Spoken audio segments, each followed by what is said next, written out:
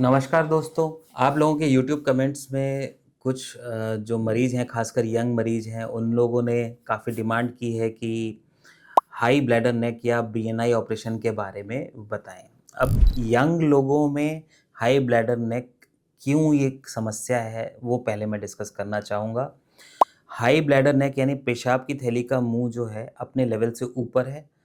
अपने जो यूरेथ्रा है और पेशाब की थैली है, उसके बीच में एक एंगल बन गया है, sort of a speed breaker बन गया है। पेशाब की थैली सिकुड़ती है, यूरिन को पुश आउट करने की कोशिश करती है, लेकिन इस स्पीड ब्रेकर के वजह से, हाई ब्लैडर नेक की वजह से, पेशाब की थैली के मुँह का ऊँचा होने की वजह से, जो यूरिन है वो पूरी तरह खाली नहीं हो पाता है। अब यंग मरीजों में इसका इलाज क्यों पेचीदा है? जो ओल्ड मरीज हैं जिनकी फैमिली कंप्लीट हो चुकी है, इसमें इस ब्लैडर नेक को कट लगाकर चौड़ा किया जा सकता है और पूरा यूरिन खाली होने लगता है। लेकिन जब हम ऐसा करते हैं, तो क्योंकि हमारा वीर्य जो बाहर निकलना चाहिए, जब इजैकुलेशन होता है, तो उस समय हमें पेशाब की जो थैली है उसका मुँह एकदम बंद चाहिए, ता तभी वो जो वीर्य जो है वो बाहर निकल पाता है शरीर से। तो जब हम ये ब्लैडर नेक में इंसिजन या कट लगा देते हैं, तो पेशाब की थैली का मुँह कभी पूरी तरह बंद नहीं हो पाता इजैकुलेशन के समय। तो ऐसे में वीर्य जो है पेशाब की थैली की तरफ चला जाता है पीछे, शरीर के बाहर जाने के बजाय। तो ऐसे मरीज़, यंग मरीज़ जिनमें बीएनआई ऑपरेशन किया गया है या प्लान कर रहे हैं, उनको ये जानना बहुत ज़रूरी है कि इस ऑपरेशन के बाद इजैकुलेशन जो है पेशाब की थैली की तरफ हो सकता है, बाहर निकलने के बजाय। इसको रेट्रोग्रेड इजैकुलेशन कहते हैं और ऐसे मरीजों को फिर बच्चे पैदा करने में तकलीफ आती है। तो जब भी कोई मरीज जो है पेशाब में रुकावट के साथ हमारे पास आता है, तो पहला ध्यान जो है वो प्रोस्टेट संबंधी समस्याएँ और पेशाब की नली में सिकुड़न की तरफ जाता है।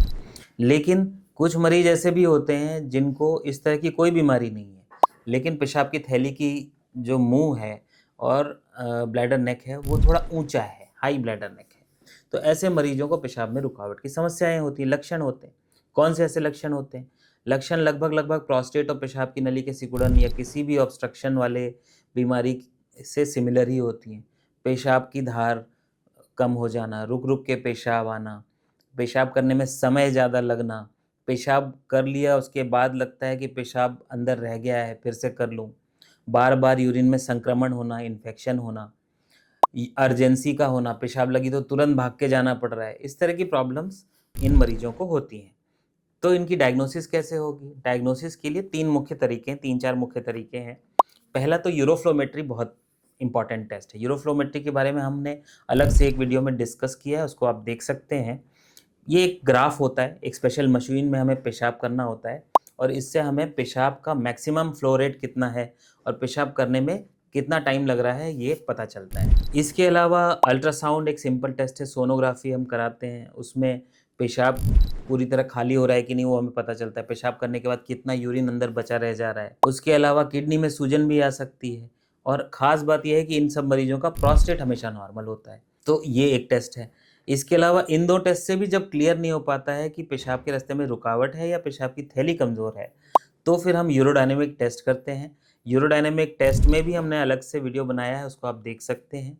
पेशाब के रास्ते में 2 छोटी-छोटी नलियाँ डाली जाती हैं। एक से पेशाब के रास्ते में सलाइन भरा जाता है और दूसरे से पेशाब की थैली का प्रेशर नापा जाता है। तो पेशाब करते समय अगर पेशाब का थैली का प्रेशर एक सर्टेन लेवल से ज़्यादा है, तो फिर हमें समझ में आता है कि ये पेशाब की थैली में कुछ रुकावट है। तो इस तरह से हमें ब्लैडर नेक ऑब्स्ट्रक्शन की डायग्नोसिस जो है वो बनती है। इसके अलावा जो फाइनल टेस्ट होता है इसमें वो सिस्टोस्कोपी होता है, यानी कि दूरबीन से पेशाब के रास्ते का परीक्षण। एक पतला-सा दूरबीन हमारे पेशाब के रास्ते में डाला जाता है। पेशाब की नली का पूरा परीक्षण किया जाता है, प्रोस्टेट का परीक्षण किया जाता है। इसमें जनरली जो है वो हमें पेशाब की नली से पेशाब की थैली तक पहुँचने में अगर खासी कठिनाई हो रही है और ब्लैडर नेक बहुत हाई है, तो उसका हमें इसमें पता चलता है। सिस्टोस्कोपी करने के बाद फिर उसी समय ज़्यादातर मरीजों का बीएनआई ऑपरेशन कर दिया जाता है ताकि इससे परमानेंटली रिलीफ वो पा सकें। ब्लैडर नेक इंसिजन या बीएनआई ऑपरेशन में एक हॉट या कोल्ड नाइफ होती है दूरबीन के अंदर ही और उससे जो पेशाब की थैली के मुँह पे 2 या 3 जगह कट्स लगा दिए जाते हैं। लेकिन उन मरीजों का क्या जो 20 से 40 साल की उम्र में है, कम उम्र के हैं, जिनकी फैमिली भी कंप्लीट नहीं है, उनके मतलब bladder neck, high bladder neck का इलाज हम कैसे करेंगे? उनको बार-बार यूटीआई हो रहे हैं, लेकिन उन्हें आगे बच्चे भी पैदा करने हैं। तो ऐसे मरीजों में पहले तो अगर कॉन्स्टिपेशन भी साथ में है तो उसका अच्छी तरह से उपचार कर लीजिए। दूसरा, कुछ दवाइयाँ होती हैं, खासकर अल्फुज़ोसिन नाम की दवाई होती है, अल्फ़ा ब्लॉकर, जो कि पेशाब की थैली के मुँह को ढीला करती हैं। इससे भी अगर मरीज़ को बिल्कुल भी रिलीफ़ नहीं हो रहा है और यूटीआई पे यूटीआई होते जा रहे हैं, तो फिर हम मरीजों को कुछ टाइम के लिए, जब तक उनकी फैमिली कंप्लीट नहीं हो जाती, तब तक सीआईसी पर रहने के लिए कह सकते हैं। सीआईसी करने से जो है पेशाब की थैली हमारी एम्प्टी होती है, खाली होती है और हम बार-बार यूरिन के संक्रमण से बच सकते हैं। और जब ऐसे मरीजों की फैमिली कंप्लीट हो जाती है, तो फिर हम बीएनआई ऑपरेशन करके इनको रिलीफ़ दे सकते हैं। तो जितने भी माँ-बाप हैं, उनसे मैं ये कहूँगा कि बचपन में टॉयलेट ट्रेनिंग के लिए बहुत ज़्यादा प्रेशर बच्चे पे नहीं देना है।